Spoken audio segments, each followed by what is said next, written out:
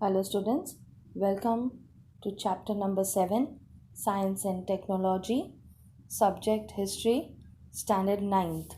In this chapter, we shall study India's achievement in the areas of science and technology, and we will also learn about the important institutions in the areas of science and technology and their contribution. India's first Prime Minister, Pandit Jawaharlal Nehru, wanted to nurture a scientific temper and bring about the nation's progress. From this perspective, he set up the Indian Atomic Energy Commission on 10th August 1948 with Dr. Homi Bhabha as its chairman, and the objective of Indian Atomic Energy Commissions were to produce electricity from atomic energy, to increase the yield of food grains and make them last longer, to set up the technology for achieving this, and to develop nanotechnology. Nanotechnology is the study of atoms and molecules. Now, the atomic energy, this department was set up in 1956, and the first nuclear reactor, Apsara, became functional in 1956. Nuclear reactors are used at nuclear power plants for electricity generation. Now, the first nuclear reactor, Apsara, became functional in 1956. Atomic power station was set up in Tarapur in 1969. Tarapur is in Maharashtra. A reactor research center was set up at Kalpakkam, that is in Tamil Nadu, and it was successfully used thorium for generating atomic power. Thorium is a natural radioactive element that is used for generating atomic power. Factories manufacturing heavy water were set up at Vadodara, Talcher, Tuticorin, and Kota. Research on manufacturing heavy water was entrusted to heavy water projects that were later named as Heavy Water Board. In 1985, a completely Indian made nuclear reactor called Dhruva was started at Trombay near Mumbai. The Dhruva nuclear reactor uses uranium as fuel. At this center, 350 radioactive substances are produced and they are used in industry, agriculture, and medicine. Nuclear Power Corporation of India Limited, NPCIL. Now, this was set up in 1987 to generate electricity from atomic energy, and the objective of the company was to master and develop the technology to generate safe, cheap, and environmentally profitable power and make the country self sufficient. Now, let us understand the achievements of nuclear test in India. India successfully performed her first nuclear test at Pokhran in Rajasthan on 18th May 1974. In consonance, that is, with the agreement that the policy of using nuclear energy is going to be just for peaceful purposes. And the reason behind India's decision was China's nuclear capability and Pakistan's desperate efforts to acquire nuclear weapons with China's help. Dr. Homi Setna, the chairman of the Indian Atomic Energy Commission, and Dr. Raja Ramanan, director of the Bhabha Atomic Research Center, they both played a major role in conducting this nuclear test. Prime Minister Indira Gandhi took the decision of carrying out a nuclear explosion, and Pokhran was chosen on the basis of required criteria for the location of nuclear test. First of all, it was far away from human settlements, and secondly, there were no groundwater reserves in Pokhran. At the same location, second nuclear test was carried out on 11th May 1998 to prove its nuclear preparedness. On that day, three tests were conducted, one being the hydrogen bomb. Prime Minister Atal Bihari Vajpayee assured the world of no first use of nuclear weapons of India.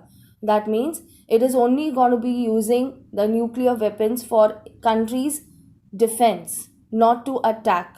In spite of this assurance, the USA imposed economic restrictions on India. After 1983, under the leadership of Dr. APJ Abdul Kalam, who has made a great contribution in the production of missiles, Dr. Kalam is also known as the father of India's missiles program. He is also referred as the Missile Man of India. So, under the leadership of Dr. APJ Abdul Kalam, India started Integrated Guided Missile Development Program IGMDP to develop several missiles. And Defense Research and Development Organization DRDO undertook the task of building the missiles. So in India, the first missile Prithvi was tested in 1988. Prithvi 1 was surface to surface missile that was given to the army. Prithvi 2 was air to surface missile that was given to the Air Force, and Prithvi 3 was given to the Navy. It had nuclear capacity to carry 500 to 1000 kg nuclear weapons and would travel a distance of 150 to 300 km.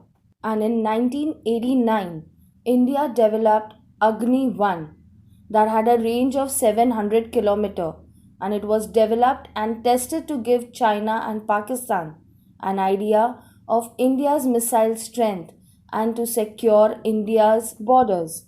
Agni 2 and Agni 3 are also developed. In 1990, the missile Akash was developed to fire from land into air. This missile had the capacity to carry 720 kilograms of explosive at supersonic speed and at a range of 30 kilometers. The missile Nag was also made in order to destroy the tanks of the enemy. It is of the fire and forget type. Fire and forget is a type of missile guidance which does not require further guidance after launch. It can hit its target without the launcher being in line of sight of the target. So it was developed to destroy the enemy's tank with fire and forget technology. Due to the production of missiles, India's military has become secure. In 1961, Indian National Committee for Space Research NCSR launched India's first research rocket from Tumba Equatorial Launch Center in Tumba, that is in the state of Kerala. Our indigenously built rocket Rohini 75 was launched in 1969. This success proved that Indian scientists can build and launch a satellite. Indian scientists were confident that they could acquire the technology for sending a message from the Earth station and to assess the working of the satellite. So, after the success of the basic program in space research and rocket related project, Indian Space Research Organization ISRO was established on 15th August 1969 in order to carry out further space research. Its headquarters is at Bangalore and space station is at Sriharikota in Andhra Pradesh. Our next stage was the successful launch of the first Indian satellite Aryabhatta in 1975 with the help from the Soviet Union, that is Russia.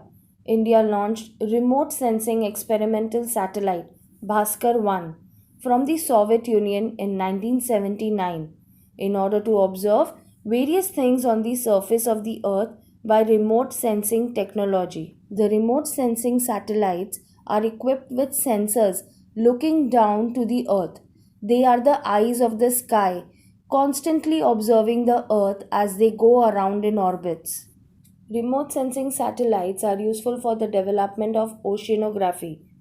Oceanography is a branch of science that deals with physical and biological properties and phenomena of the sea. So this satellite was useful for the development of oceanography, finding mineral deposit, and forecasting weather. The photographs taken with the help of this technology about the balls of the earth, environment and forest were important.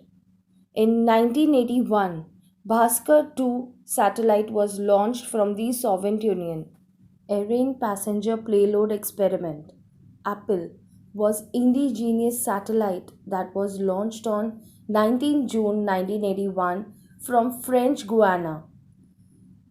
It was beneficial for education and for providing emergency telecommunication services.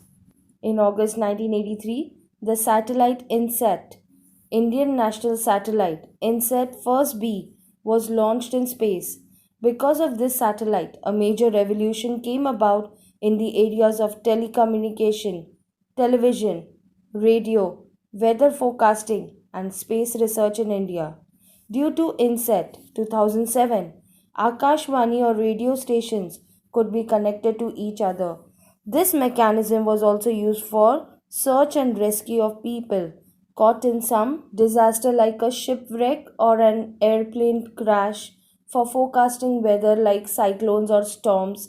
It is even used in the fields of telemedicine and educational institutions. The telemedicine services enable the population from remote areas to get advice and treatment from expert doctors. Public primary health centers in villages have been connected with the super specialty hospitals through INSET. Now let us look at the technological progress in railways. A factory manufacturing railway engines, Chittaranjan Locomotive Works, was set up at Chittaranjan in Burdwan district in West Bengal. Steam engines, electric engines, and engines running on diesels were manufactured here. The first diesel engine, was manufactured at the Diesel Locomotive Works at Varanasi. India started exporting railway engines to Sri Lanka, Bangladesh, Tanzania, and Vietnam. Computerized railway reservations started in Delhi in 1994. Metro services in Kolkata started in 1984. Konkan Railway became operational from 1998. The Department of Telecommunications under the Ministry of Communications started the Telex service in 1963. It was started to transmit typed messages from one part of the country to another rapidly, that means fast. In 1969, the Telex service started in Devanagari script in Delhi. Later, it spread all over the country. This service began to be used in different fields. With the rise of internet after 1990, the significance of this service was reduced. Now let us look at the Satellite Communication Center. In order to establish satellite communication with the help of an artificial satellite, a domestic satellite communication earth station was established in 1967 at Jodhpur, Tekra near Ahmedabad. This made it easy to train scientists and technicians in setting up and running on earth station within the country.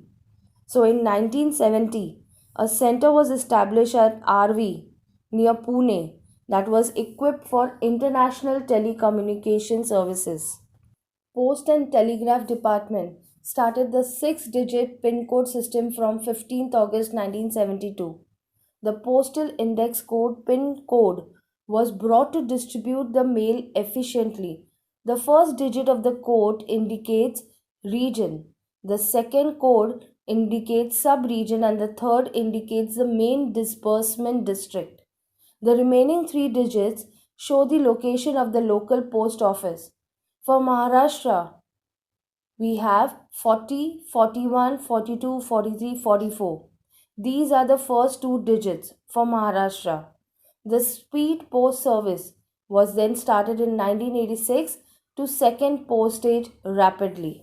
Overseas Telecommunication Service Center was also established in 1972 in Mumbai. It was launched to connect Mumbai-London directly. Videsh Sanchar Nigam Limited VSNL was launched in 1986 to provide internet services in India. Mahanagar Telephone Nigam Limited MTNL was started to provide telephone services in big cities. The contribution of Sam Pitroda is significant in this field. Sam Pitroda is an Indian telecom engineer as well as an inventor. On 22nd August 1994, the mobile phone services started in India. At that time, during 1994, a mobile handset costed 45 to 40,000 and calling per minute was rupees 15 to 17. By 1919, many private companies came in this field. This made the service cheaper. In 2000, the Telecommunication Department was restructured. The responsibility to make policy decisions was retained with the Telecom Department and Bharat Sanchar Nigam Limited. It was to establish to actually provide the services to consumers. Along with the telephone service, cellular phone, internet, broadband services were also made available. In 1956, the Oil and Natural Gas Commission was established to search for the deposits of mineral oil and natural gas and to increase their production. So, after Digboi in Assam, mineral oil deposits were found in Ankleshwar area in Gujarat, and later mineral oil and natural gas deposits were found in the Gulf of Khambat in Gujarat. In 1974, the Oil and Natural Gas Commission started digging an oil well in Bombay High area with the help of Russian scientists by a drill ship called Sagar Samrat. From 1975, mineral oil and natural gas began to be extracted from there. Later, more than 8,500 oil wells and 33 natural gas wells dug eventually in this area, which began to contribute 38% of the total mineral oil production in the country and meant 14% of country's demand for crude oil. Now lastly, let us understand the railway and technology. The technology adopted by railways has a big role in the history of modern India. In order to bring efficiency, accuracy, and coordination in the reservation system in railway travel, computerized reservation system was started for the first time in Delhi in 1984.